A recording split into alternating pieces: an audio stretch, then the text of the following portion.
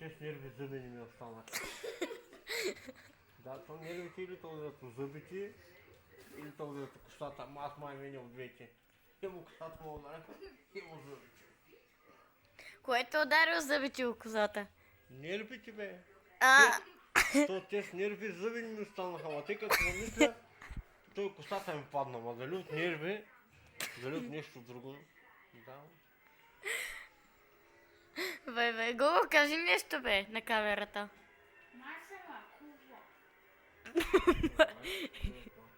Май козата и като го чи мама. Говори по-силно, бе.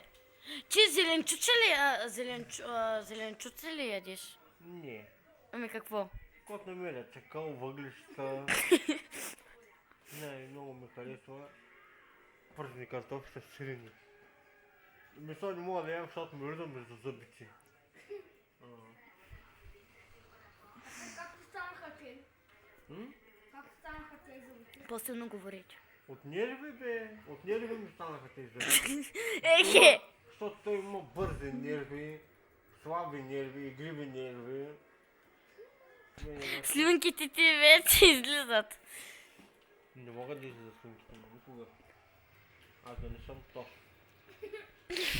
Гого, покажи се големите зъби, бе. То детето, то не го знам на какво прилича.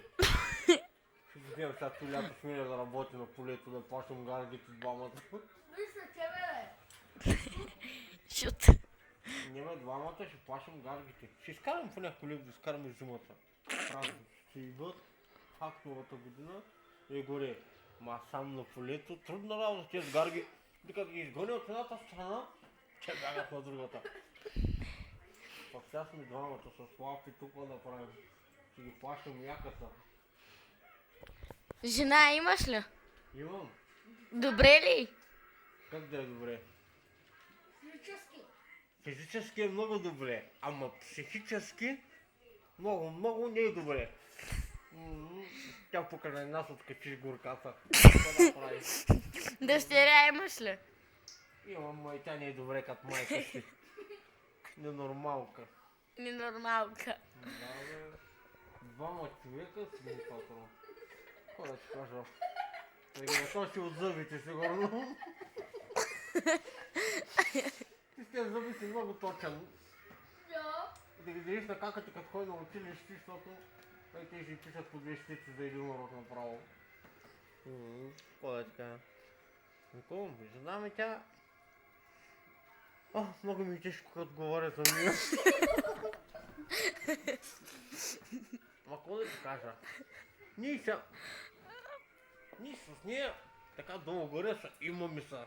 Ама долу горе имаме са, уважаваме са. А па сте женени. Да, може би. Ама тя като вземе да откачва, е направо, какво да ти кажа? Извън контрол се излиза. Какво да ти кажа? Луда работа. Ма то ще от зъбите може би. Преди като ми бяха тези зъбите по-махарисваше.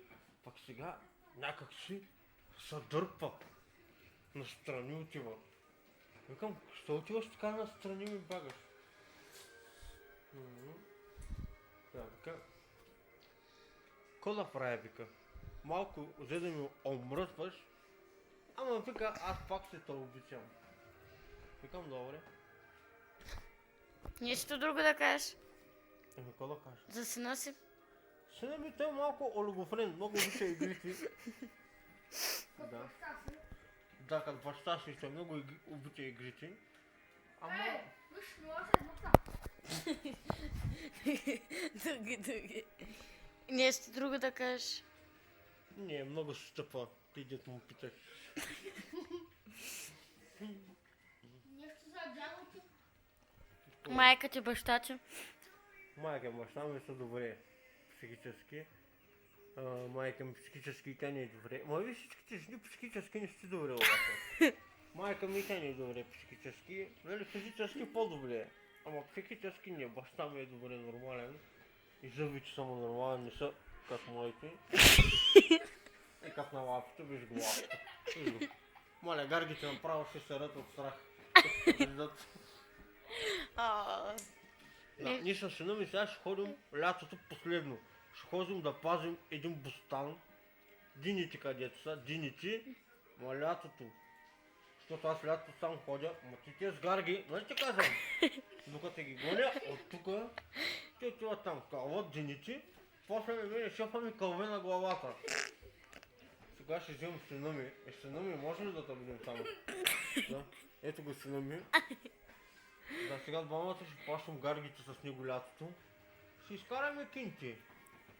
Колко кинти? Колкото дават.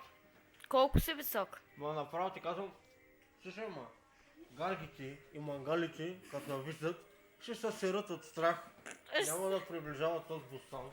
Добре, и ти как се казваш? Аз ли? Да. Пеперут. Сина ти? Сина ми ли? Да. Сина ми се казва кипящия чайник. Дъщерята? Дъщеря ми се казва ламбада. Жената? Жена ми се казва, че минушка.